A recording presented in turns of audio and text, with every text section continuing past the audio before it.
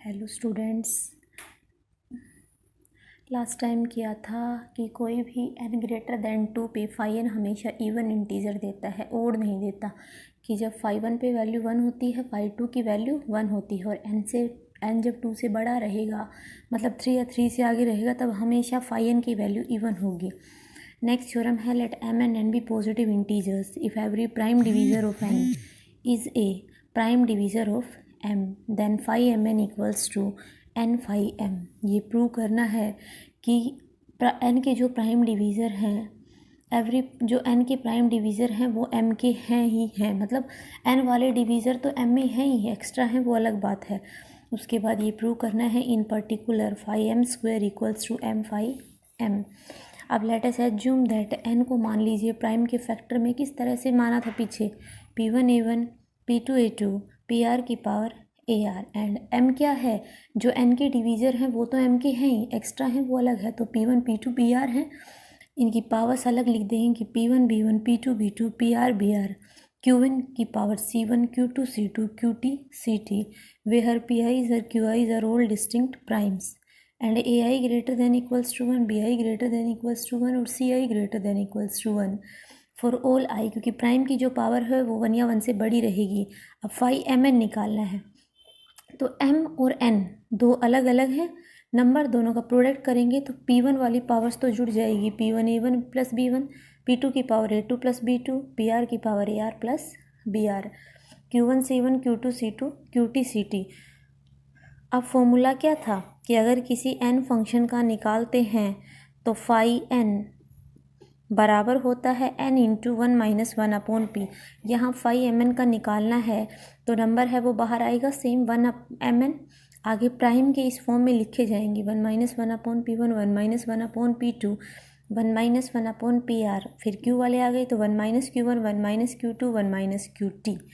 ठीक है, यहाँ n बाहर ले लिया, m इन सभी के अंदर कर दिया। अब अगर आप m को देख रहे हो जो आपने माना है, यहाँ पे अगर इस पे फाई लगाते हैं तो क्या बनेगा, m क्वांटिटी बाहर आएगी और 1 minus 1 upon P 1, 1 minus 1 upon P 2, ये सारे इस तरह से, तो जो है अंदर वाली वैल्यू है ये फाई m की बन गई। यही प्रूव करना था। यहीं पर फर्स्ट इक्वेशन में अगर n को m रखते हो तो फाई m स्क्वायर बन जाएगा, m फाई m। अब देखिए फाई फंक्शन निकालने हैं, पहला एग्जांपल है फाई 600 निकालना है। सबसे पहले n इज इक्वल्स टू 600 लिखा, 600 को प्राइम के पावर्स में फैक्टर लिख लो, 2 की पावर 3, 3 की पावर 1, 5 की पावर 2, और ये इक्वेट करना है p1 की पावर k1, p2 की पावर k2 और p3 की पावर k3। कंपेयर करते हो तो p1 2 बनता है, p2 3 बनता है, p3 5 बनता है, k1 पावर है 3 बनेगा, k2 1, k3 2। अब हमें पता है कि we know that if n greater than 1 has a prime factorization n is equals to p1 k1 p2 k2 pr kr, then phi n क्या बनेगा, इसी का फाई लगेगा।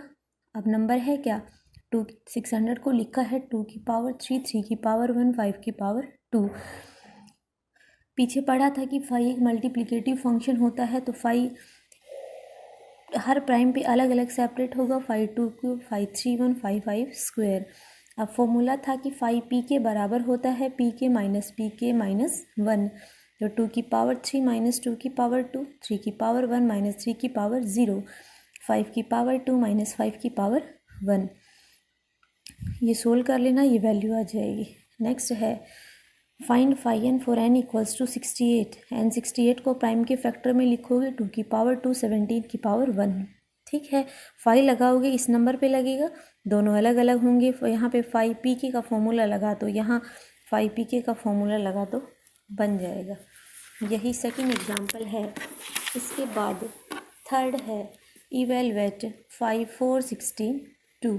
462 के प्राइम के फैक्टर में लिखा 2 इंटू 3 इंटू 7 इंटू 11, सभी की पावर 1 होगी, तो 462 क्या बना, सभी 5 इस फंक्शन का है, अलग अलग मल्टीप्लिकेटिव फंक्शन है, अलग अलग हो जाएगा, निकाल लेना। फोर्थ क्वेश्चन है find the number of positive integers less than equals to 1800 that are coprime to 1800। देखो फाई n की डेफिनेशन क्या थी कि number of positive integers less than n which are coprime to n is phi n, तो number of positive integers less than 1800 that are coprime to 1800। इसका मतलब क्या निकालना है, फाई 1800 निकालना है, तो एन को 1800 लिखा, प्राइम के फैक्टर में लिखा, इसकी फाई की वैल्यू निकालनी है।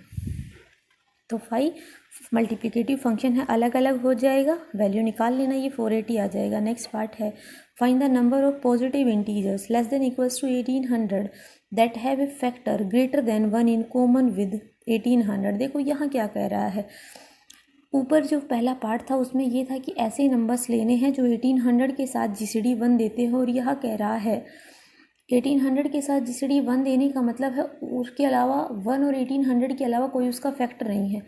यहाँ पे हमें वो पॉजिटिव इंटीजर निकालने हैं जिनका 1 और 1800 से अलावा फैक्टर होंगे। मतलब यहाँ अब उल्टा कंडीशन है, तो टोटल नंबर कितने हैं 1800, उसमें से हम वो नंबर घटा दें जो 1800 की को प्राइम है, तो बचे हुए नंबर आ जाएंगे सेकेंड पार्ट में।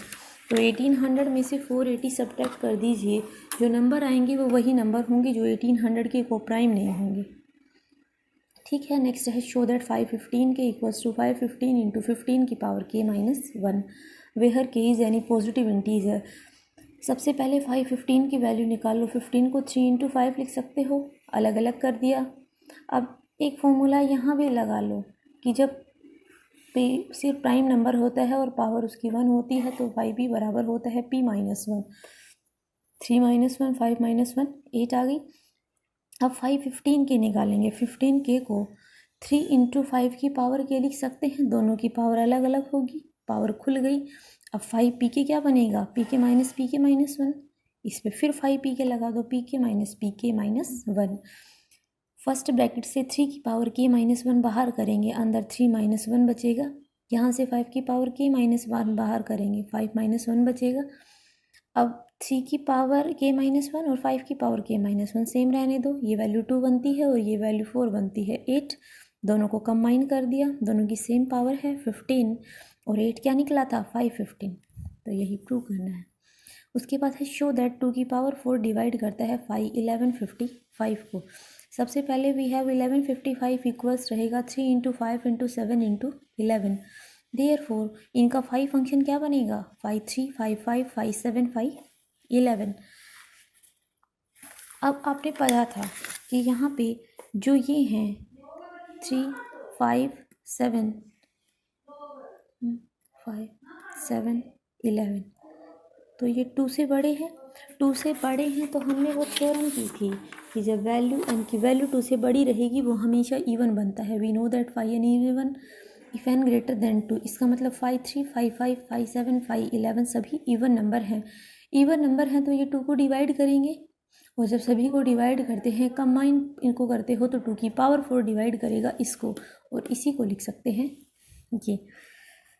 नेक्स्ट है show that 5n equals to 5n plus 1 equals to 5n plus 2 4n equals to 5186। इस n की वैल्यू के लिए ये 3 क्वांटिटी निकालनी है। 5n क्या बनेगा 55186। इसको ब्रेक करते हो, ये भी प्राइम नंबर है ये भी प्राइम नंबर है, दोनों अलग अलग किए, फॉर्मूला लगा दिया p माइनस 1 p माइनस 1, आ गई ये वैल्यू फर्स्ट इक्वेशन। अब 5n प्लस 1 निकालना है तो 5187 बन गया, इसको फिर से ब्रेक किया, फिर से वैल्यू निकाल लेना, सेकेंड इक्वेशन बन गई 5n प्लस 2। 5186 में तो 2 जोड़ने पे 5188 बनेगा, प्राइम के फैक्टर में तोड़ा, 5 2 स्क्वेयर 5 1297, फॉर्मूला लगा दिया पी के माइनस 1। अब फर्स्ट सेकंड और थर्ड इक्वेशन से हम बोल सकते हैं कि तीनों आपस में बराबर है। नेक्स्ट क्वेश्चन देखिए, prove that 5n equals to 5n plus 2। ये कंडीशन प्रूव करवानी है, किसके लिए, n की वैल्यू है 2 इंटू 2p माइनस 1, वेहर p और 2p माइनस 1 दोनों ओड प्राइम नंबर है, मतलब प्राइम नंबर है और ओड, उसके लिए ये कंडीशन प्रूव करनी है। तो इस n की वैल्यू के लिए 5n निकालेंगे और 5n प्लस 2 निकालेंगे। अगर 5n निकालते हो तो n की वैल्यू क्या है 2 इंटू 2p माइनस 1, 2 भी प्राइम नंबर है 2p माइनस 1 भी प्राइम नंबर है, दोनों अलग अलग लिख दिए। अब 5p क्या बन गया p माइनस 1, 5p क्या बन गया p माइनस 1, ये वैल्यू 1 बन जाएगी, ये 2p माइनस 2 बनेगी, 2 कॉमन निकाल लिया। अब 5n प्लस 2 निकालना है तो n की वैल्यू ये है प्लस 2, ये 4p माइनस 2 प्लस 2 वाला कैंसिल हो जाएगा, 4p बना, इसको ब्रेक किया तो अलग अलग कर दिया, पहली और दूसरी इक्वेशन से दोनों वैल्यू इक्वल आ गई।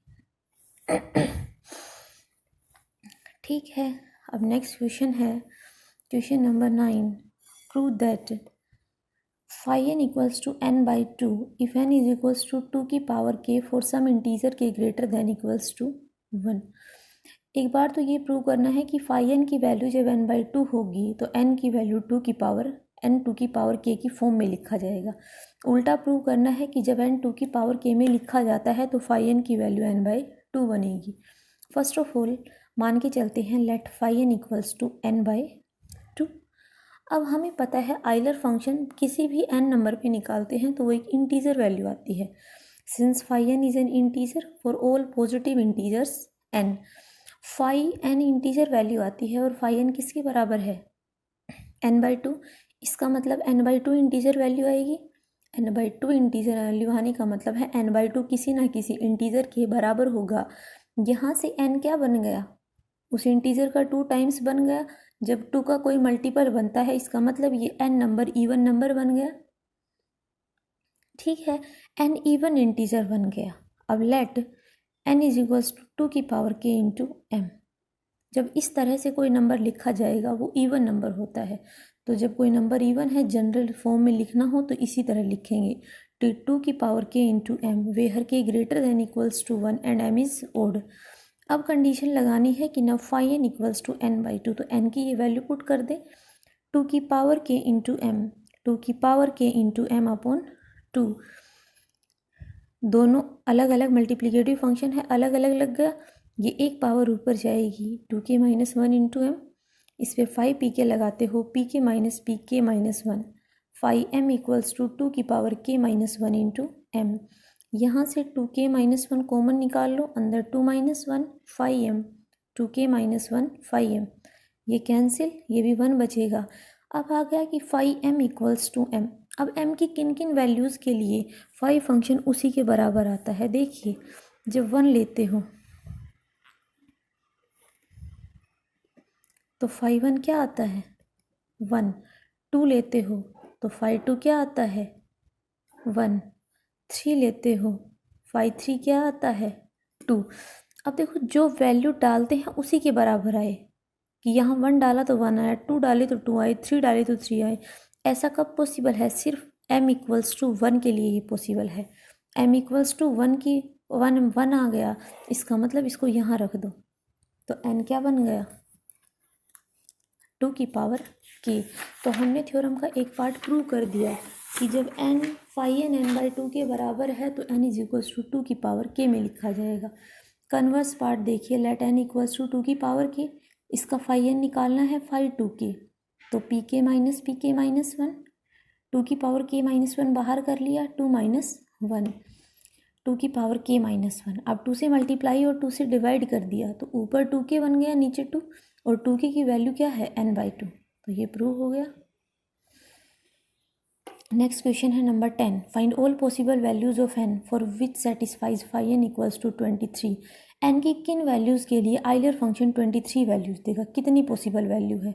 हमें पता है we know that phi n equals to 1 for n equals to 1 और 2, कि phi 1 की वैल्यू भी 1 आती है और phi 2 की वैल्यू भी 1 आती है। और जब n की वैल्यू प्रूव की थी थ्योरम 3 या 3 से बड़ी रहेगी तो phi n हमेशा इवन देगा। अब देखो 1 और 2 पे तो वैल्यू 1 आनी चाहिए, लेकिन जब वैल्यू 3 या 3 से बड़ी रहेगी तो इवन आएगी, लेकिन यहाँ पे phi n 23 है वो ओड है। अब ओड इसका मतलब है ओड कभी आ ही नहीं सकती, तो कोई भी n की वैल्यू ऐसी मिलेगी ही नहीं जो इस इक्वेशन को सेटिस्फाई करेगी। जब नहीं करेगी तो phi n इक्वल्स टू 23 का कोई भी सॉल्यूशन नहीं होगा। ओके, इतने एग्जाम्पल थे, कर लेना, और कोई प्रॉब्लम रही तो बता दिया करो। इतना कर लो, कल फिर नेक्स्ट एक्सरसाइज की थ्योरम और एग्जाम्पल करते हैं। इम्पोर्टेंट चैप्टर है, इजी भी है। ओके ठीक है, थैंक यू।